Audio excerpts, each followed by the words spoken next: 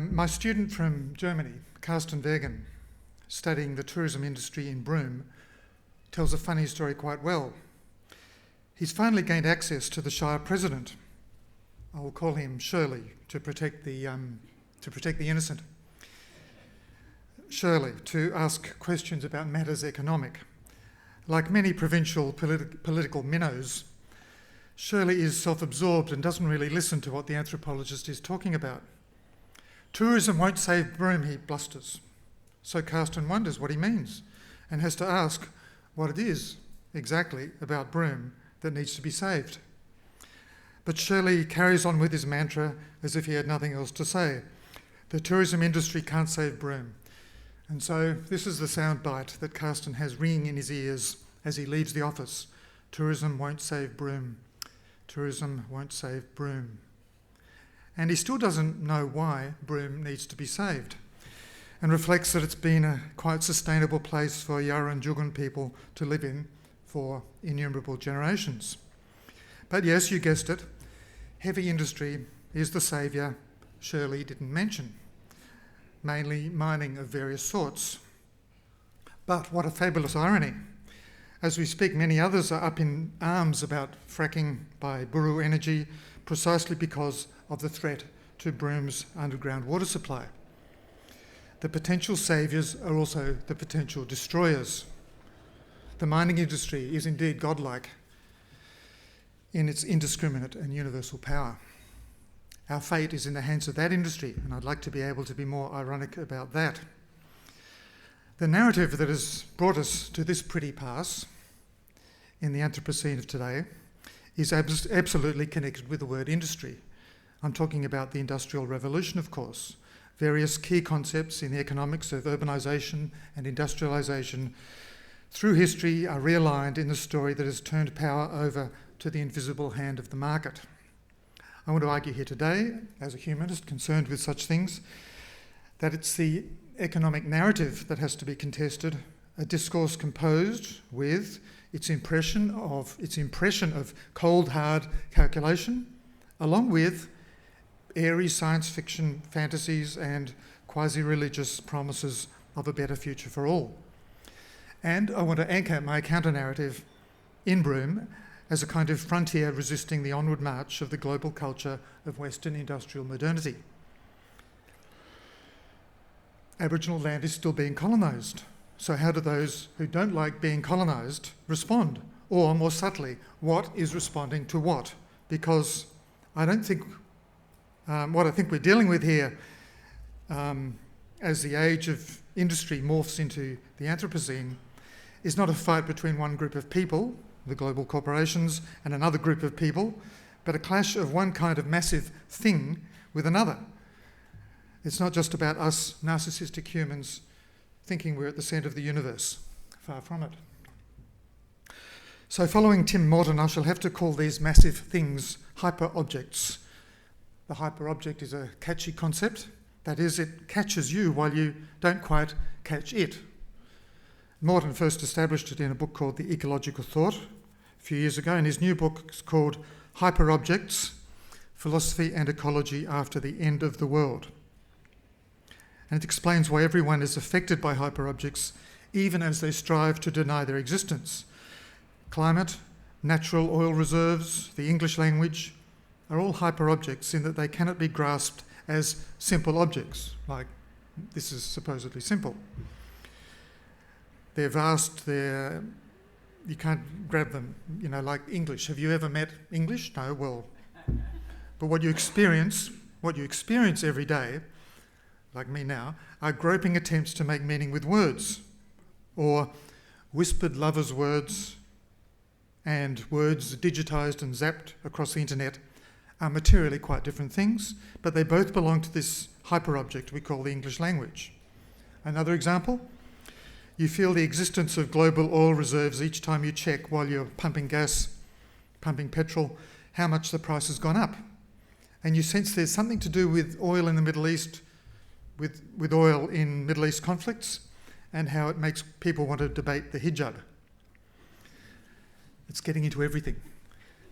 So hyperobjects are persuasive and they don't allow you to rationally divide and resolve them with our human artefacts called science, politics and art. It doesn't work to say global warming is a purely scientific issue. You know, the science is in, folks, and the rest of you should shut up. Such an imperative would stop us treating it as ideological or related to voting patterns or indeed related to aesthetics and philosophy.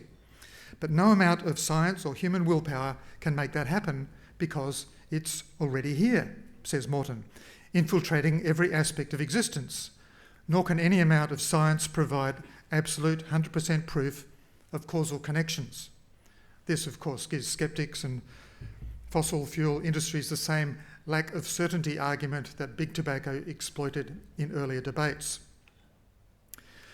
Morton asks how humans will react to the end of the modern world as we know it and to the new hyper-objective cosmos. You're walking out of the supermarket, he tells the story casually, and as you approach your car, a stranger calls out, "Hey, funny weather today," and with a due sense of caution, is she a global warming denier or not? You reply, yes. And we've all experienced this kind of hesitation and apprehension about the weather.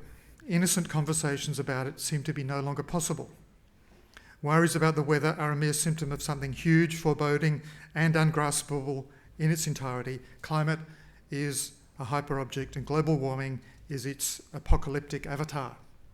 The world, in the old sense, is over because the weather, like nature, is no longer the neutral backdrop we can rely upon to stay put while we play out our little human dramas in front of it. If the hyperobject of global warming is imposing itself radically, and I'm convinced that it is because even the deniers can't stop talking about it, and our wisteria bloomed 2 weeks early last spring, then that old world of human foreground and natural background is gone. You're right, also, to get a sense of the ridiculous when you see on TV a sceptical captain of industry debating a greenie minister of religion as if their opinions really mattered. It's not the absent scientist on the panel that's the real concern. It's that the conceptual architecture of the world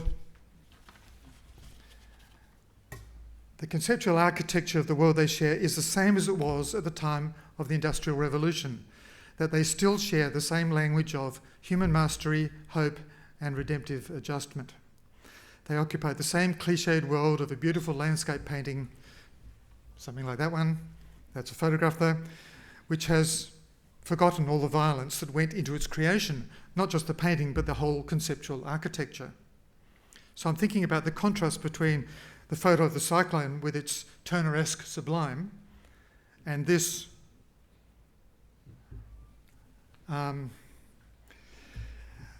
Yukulji Napangati painting that captured Tim Morton when he was here. The cyclone looks like a mushroom cloud, or rather, it feels like it, with its end-of-the-world threat that so mobilised the post-World War II peace generation movement.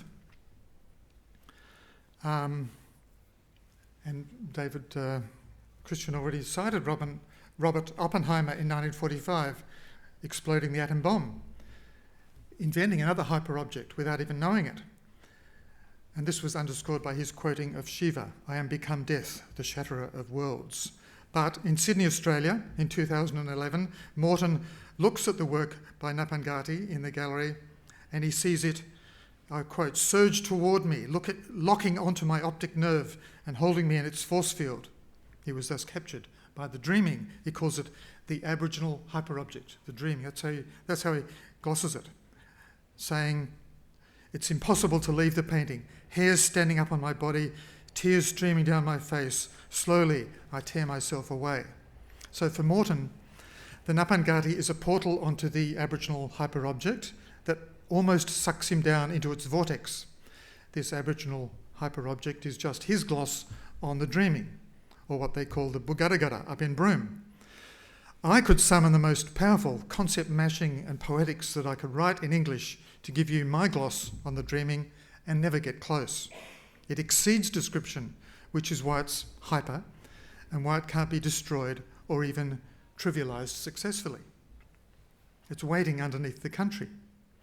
It persists through the country. You people try and dig a little bit more deep, said Paddy Rowe about the country north of Broome. You've been digging only white soil. Try and find the black soil inside. And he was deeply concerned about the activities of mining companies who dig without asking. They just went their own ways, he says in another story, and didn't know anything. So they must have knocked some stone over, because some stones, that snake, you know, and he laughs because he can only speak obliquely about the sacred. Stone. Outside, you can see it. And Paddy continues the story about an unusual cloud, like Lear's, reading the clouds. He tells a story about an unusual cloud that emerges out to sea over the reef. It tells him something has gone wrong in Luma country, where the oil company is, 200 kilometres away. And so he heads down there to find his countrymen. This is living country, is what any Aboriginal person from around Broome will tell you if they're anti-gas or anti-fracking, reminding me of a character in Reza Negarestani's cosmo-fiction Cyclonopedia, Complicity with Anonymous Materials, a very impenetrable book. In it, I've gleaned so far, there's a renegade Iranian archaeologist, Dr. Hamid Passani, who announced the Middle East is a sentient entity, it is alive, before disappearing under mysterious circumstances. The disordered notes he leaves behind, this is all in the novel, testify to an increasingly deranged preoccupation with oil as the rotting corpse of the sun and the lubricant of historical and political narratives. I'll just quote a bit from the novel, where oil is taking on this kind of living force. Once oil reaches its destination, the crusading war machines, whose first disposition is to be dynamic, will fuel up and assemble themselves with the oil and its derivatives. As the machines of the Western Enlightenment consume oil either by burning the blob or fattening up on the blob, the smuggled war machines start to activate and are chemically unbound.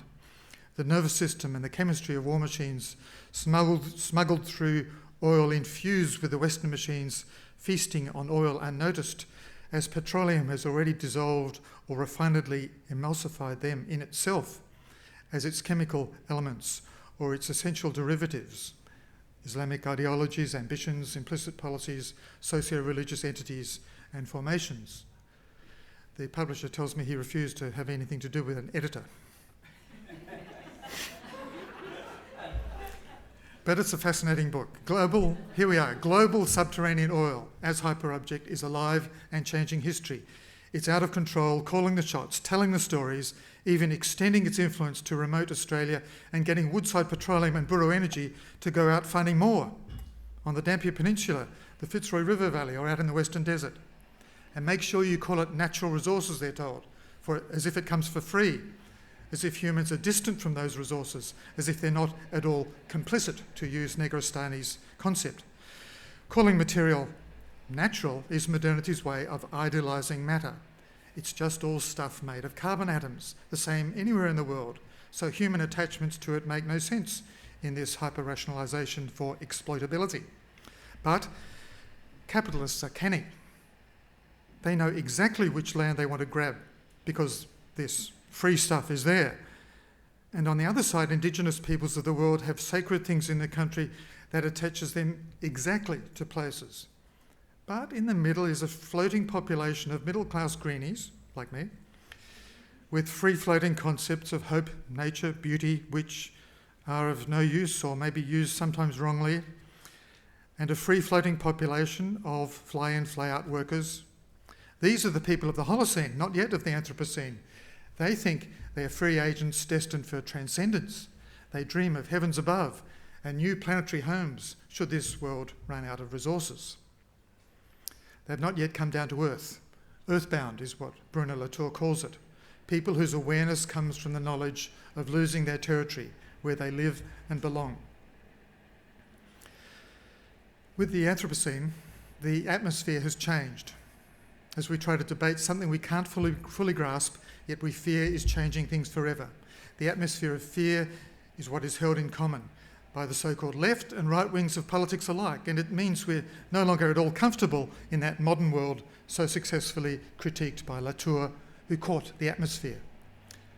Postmodernity, in a way, has returned with a vengeance, this time with an ecological motor driving it, and it's having serious effects in our academic disciplines as the most fundamental base concepts crumble away.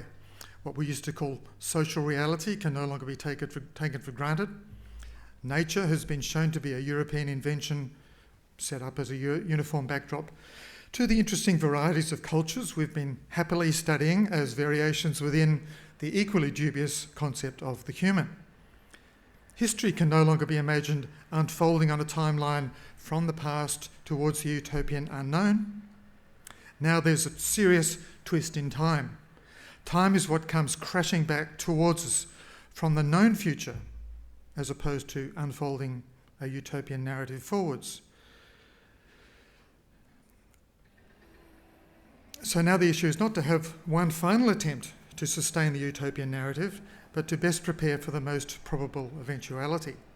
And who will tell this story of preparedness for survival now that the world of the Industrial Revolution has ended, and with the Anthropocene we face up to the reality of being earthbound? In Negrestani's dystopian planetary novel, we found that it was the hyperobject oil that told, or is still telling, a powerful story that is as frighteningly real as it is science fiction. Earth as narrated from the nethermost point of view is how Negrestani summarised his project as he was writing it. And in Australia, I prefer to listen to, feel, be in attendance upon the Bugarragara. I know the Bugarragara had something to do with saving a powerful site called Wamadan, James Price Point, last year. Bugarragara is another hyperobject narrated from a nethermost point of view, or at least imminently in country. Indigenous being in country doesn't have utopian designs on the future because time is not working like that.